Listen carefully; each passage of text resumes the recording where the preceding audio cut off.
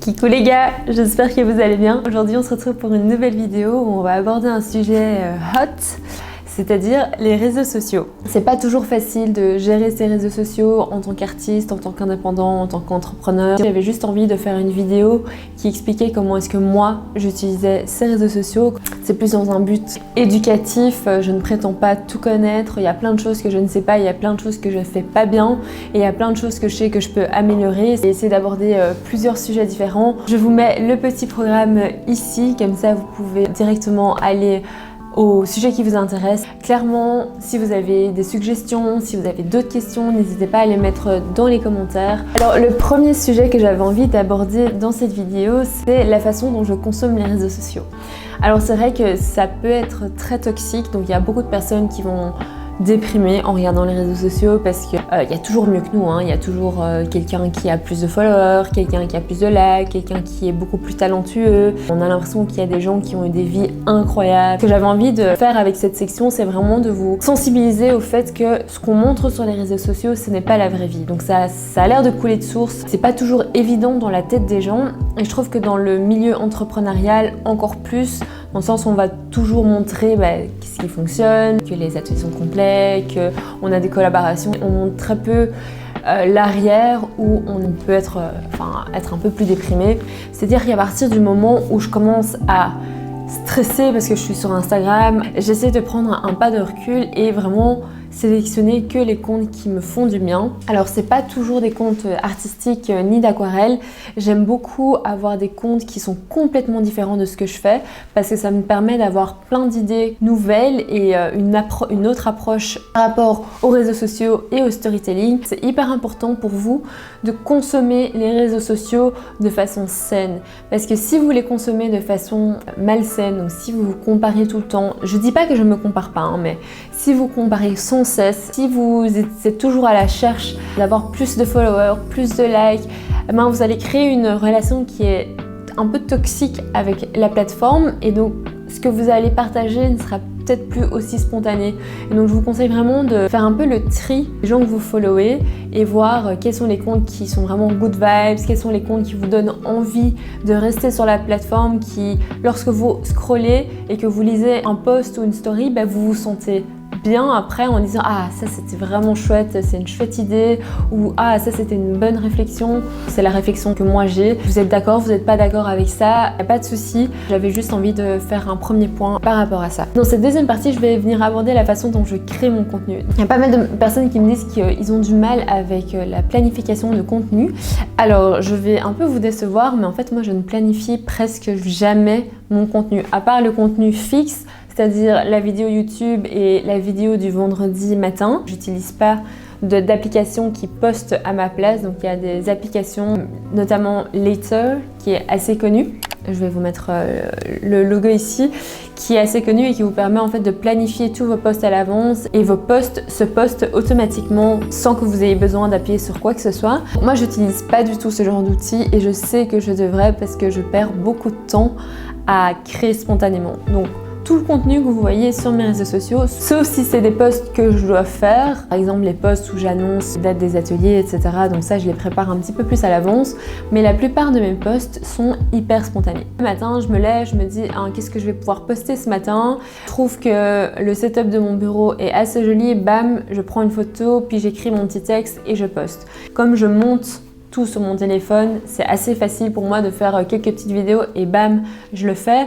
Après, clairement, c'est pas la meilleure des façons, mais je trouve ça chouette aussi d'avoir ce côté un peu spontané. Et pour moi, ça fonctionne assez bien et je suis assez en paix avec ce type de contenu et la façon dont je crée le contenu. Je sais que c'est pas la réponse que la plupart d'entre vous attendraient. Après, je pense que je vais vraiment essayer de commencer à faire un calendrier des posts pour gagner du temps. Il suffit que j'ai une idée comme ça et alors du coup, je passe tout mon temps là-dessus et j'oublie complètement le reste de ma to-do et c'est pas forcément évident. Et sinon, en termes de contenu, le storytelling, c'est le truc le plus important. Je sais pas si vous êtes un peu familier avec le storytelling, mais c'est ça que j'adore sur les réseaux sociaux et c'est vraiment ça qui me passionne, c'est que quand je regarde une story ou quand je regarde un post, je me dis ah c'est trop bien, genre je capte l'essence de ce que la personne a envie de me dire, je comprends l'histoire qu'il y a derrière. Dans mes posts ou dans mes stories, j'essaie chaque fois d'essayer de vous raconter une petite partie de mon histoire. Je suis hyper bavarde, vous répondez à mes stories et ça me rend trop heureuse. Un autre check que je fais quand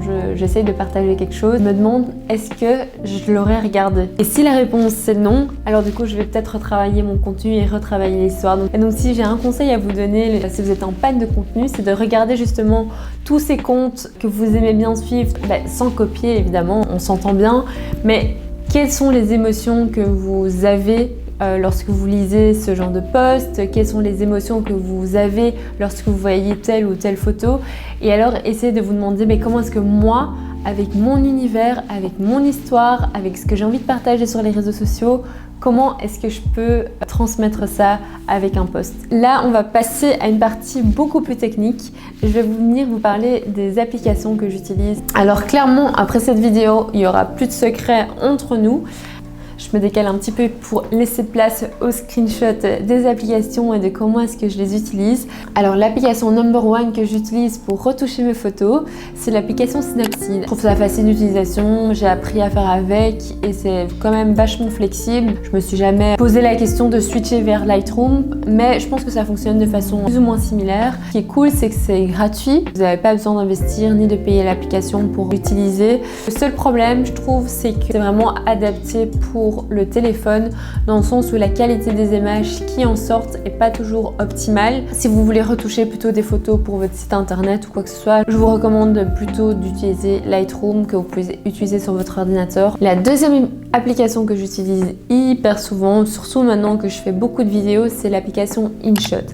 Alors je sais pas trop comment ça fonctionne parce que moi j'ai la version gratuite, mais j'arrive quand même à enlever le logo de la marque en bas de mes vidéos. C'est l'application que j'utilise le plus pour les vidéos, que ce soit les Reels, les IGTV. Donc j'utilise pas les filtres de InShot, mais je vais vraiment utiliser tout ce qui est genre cut, accélération, bouger les différents éléments de la vidéo et aussi le texte. Si vous voulez juste avoir quelque chose de facile à utiliser pour monter vos vidéos très facilement, c'est vraiment l'application que je vous recommande. La troisième application que j'utilise le plus souvent, c'est une application pour faire ses stories.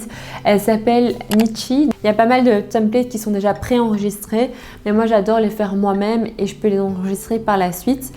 Ce qui est hyper cool aussi, c'est que vous pouvez insérer vos propres GIFs et vos propres images. Je ne sais pas si vous avez déjà remarqué ça, mais j'insère mes propres aquarelles parfois dans mes stories. Alors Nitchi a une version payante et une version gratuite. Moi j'ai pris la version payante pour avoir toutes les fonctionnalités de l'application. C'est vraiment pas cher, je pense que j'ai payé peut-être 12 € pour l'année, donc 1 € par mois. Clairement une application qui vaut le coup si vous aimez bien chipoter. C'est une application qui vous demande quand même un minimum de temps. Après je trouve que le rendu est tellement plus joli et tellement plus esthétique et ça matche bien avec mon univers. Vraiment j'utilise quasi tout le temps. Quatrième application que j'ai récemment découverte et qui est aussi payante, genre 40 € par an, mais c'est vrai que si c'est pas votre activité principale, ça peut sembler cher, mais c'est une application qui vous permet en fait de rajouter pas mal de filtres sur vos vidéos. Je trouve que les filtres vidéo sont assez difficiles à trouver, surtout sur InShot, soit il faut payer et je suis pas hyper fan aussi de l'esthétique. Par contre sur Tesa c'est vraiment une esthétique de malade. Tous les partages de Kani sont montés sur InShot et chaque fois je rajoute un filtre Tesa par-dessus. C'est super simple à utiliser. Je vous recommande si jamais vous avez envie de faire quelque chose qui est un peu plus quali. Alors ça c'est toutes les applications que moi j'utilise, il y en a énormément d'autres disponibles. Je vais vous en mettre quelques-unes qui sont assez connues ici sur la gauche. L'idée c'est vraiment d'essayer de trouver l'application qui vous permet de travailler le plus efficacement et qui colle le plus à l'image de votre marque. On va passer à la question peut-être je pense la plus qui est comment est-ce que tu gagnes en followers et comment est-ce que tu te fais une notoriété sur Instagram. Alors clairement, j'ai pas de recette miracle. Je suis quelqu'un qui connaît la théorie, donc je sais qu'il faut faire des hashtags, je sais qu'il faut interagir avec ses abonnés, je sais qu'il faut faire tchic tchac tchouk. Le problème, c'est que j'ai pas forcément le temps de le faire. J'adore créer le contenu. Par contre, tout ce qui est technique derrière Instagram, je suis pas hyper fan. Je pense que ça peut vraiment faire la différence dans votre business.